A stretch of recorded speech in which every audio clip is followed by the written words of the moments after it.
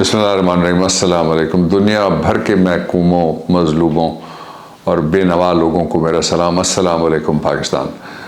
आज 3-4 बड़ी इंपॉर्टेंट बातें। सबसे पहले तो ये कि एक तकाबली जायज़ा आप तरह कीजिएगा, मैं आपके सामने हालात रख देता हूँ। फ़ैसला आप कीजिएगा, मैं आपके सामने वाक़यात रख देता हूँ, और जजमेंट आपने पास करनी है, मैं आपके सामने शवाहिद रखता हूँ।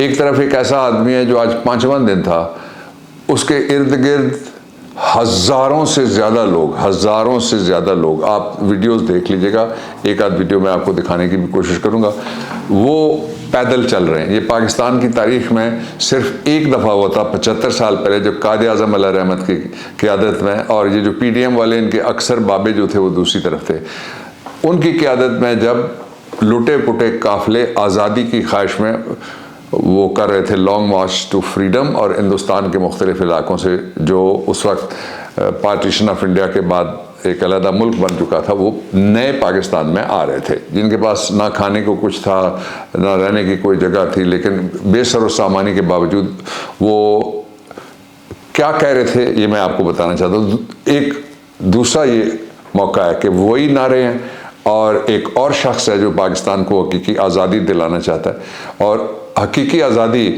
इससे पहले मुल्कों ने अपनी खुद मुख्तारी की जिन्होंने सौदे नहीं किए, बड़ी फ्रेंकली, आइए ज़रा मैं आपको एक हल्का सा उनका आपको मैं जायज़ा पेश करता हूँ। ये उस्ताद महातीर मोहम्मद, उनसे मेरी एक से ज़्यादा मुलाकातें हैं, और प्राइम मिनिस्टर इमरान खान ने भी बहुत अच्छे तरीके से उनसे तारुफ़ कराया और बातचीत भी है।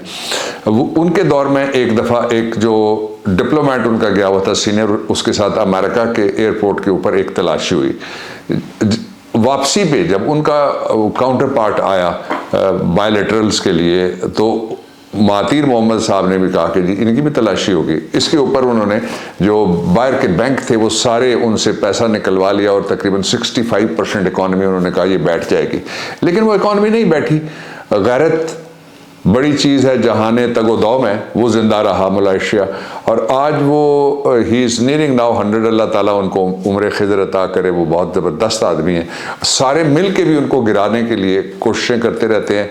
और इक़्तिदार कोई गिरना नहीं होता, इक़्तिदार कोई मंजिल नहीं होती, इक़्तिदार मंजिल के और मकसद के हुसूल का कौमों के लिए ज़रिया और टूल है इक़्तिदार। इसलिए अगर इक़्तिदार मंजिल जिसकी हो, समझ लीजिए कि वो खसारे का सौदा कर रहा है। और आज जिनको सारी दुनिया घर से बाहर नहीं निकल सकते, वो सिर्फ अपने इक़्तिदार के लिए और उसमें से पैसों के लिए लगे हुए थे।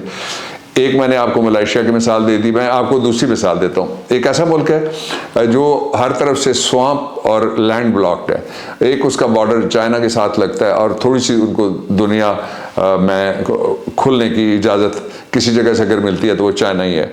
और उसका जो DMZ जोन बनाया गया, कोई 2 किलोमीटर चौड़ा एक सारा, और एक दीवार बना दी गई आहनी, वो है जो नॉर्थ कोरिया है। साउथ कोरिया के अंदर अमेरिका बैठा हुआ है, और 1935 में जो जंग हुई थी उसके अंदर जो अमेरिका और उसके एलाइज ने जो इनका, मैं वहाँ भी गया हुआ हूँ, जो प्योंगयांग है, मैंने सियोल भी देखा हुआ है, प्योंगयांग भी देखा हुआ। प्योंगयांग के ऊपर उन्होंने इतने बम मारे, कहते हैं 1 मिलियन आबादी थी, 3 मिलियन बम मारे, एक एक ईंट के ऊपर भी 1 से ज़्यादा बम जाके पड़ा, लेकिन वो अभी तक जिंदा हैं, अभी तक बाइज्जत हैं। उन्होंने अपना न्यूक्लियर टेस्ट अभी पिछले हफ्ते भी किया है। वो जो चाहते हैं अपने फैसलों में वो आज़ाद हैं।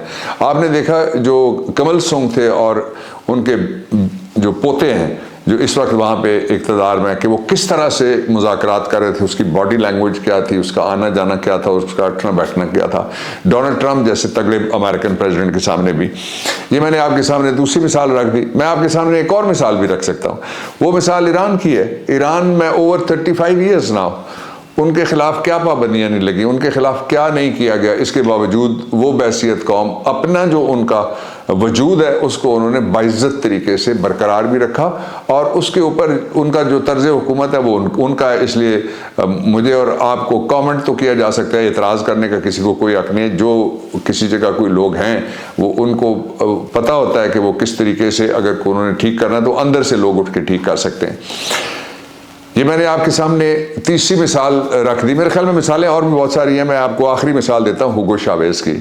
उसकी वो तकरीर आप निकाल के देखिएगा कि जब अमेरिका का सबसे पावरफुल प्रेसिडेंट वो वहाँ बोल के गया, तो वो एक इतने से मुल्क का उसके अमेरिका के मुकाबले में, और जो उसका पड़ोसी भी है वो, उसने क्या तकरीर की थी, और वो एक हिस्टोरिक तकरीर थी, और उसमें तकरीबन वो कहते हैं ना लोकल ज़बान में कि उसने पंजाबी भी बोली थी।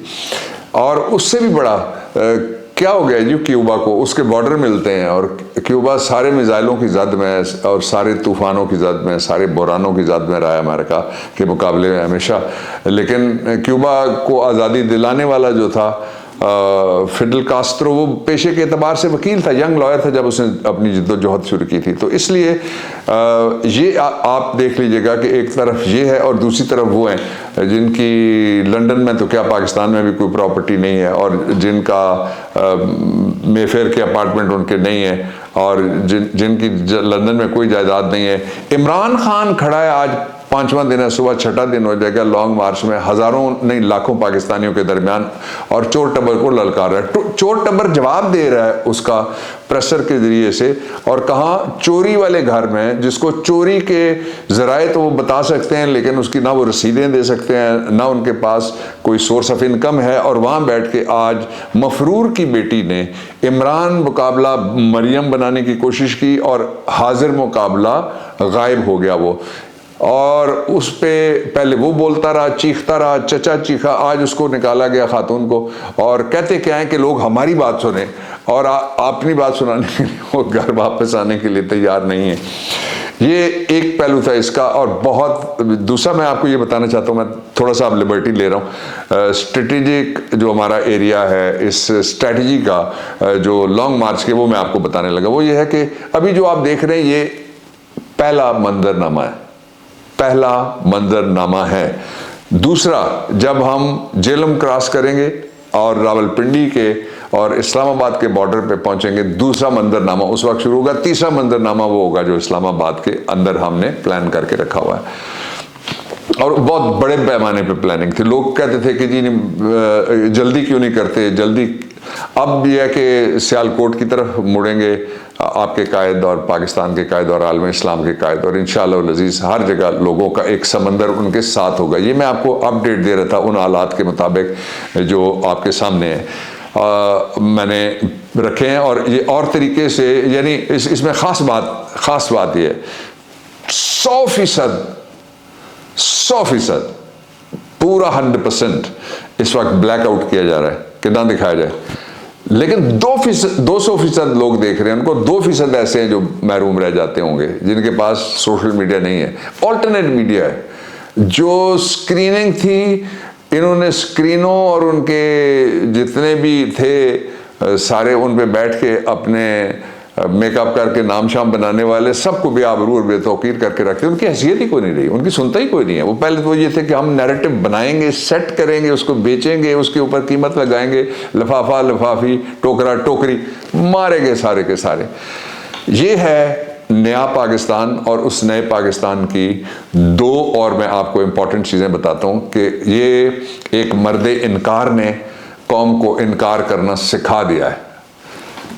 और इसका आखिरी जुमला जो मैं कहना चाहता हूँ, ये जो तकाबली जायज़ा है कि ये क्या कुदरत का हुस्न इंतज़ाम है कि जब पाकिस्तान बन रहा था, कायद आज़म की क़यादत में जिन्हें जिस मुक़द्दस हिजरत जिसमें लहू और इस्मतें शामिल थीं वो हो रही थी, long walk to freedom, India की तरफ से लोग पाकिस्तान की तरफ कर रहे थे, तो नारा क्या लग रहा था, तेरा मेरा रिश्ता क्या, ला इलाहा इल्लल्लाह।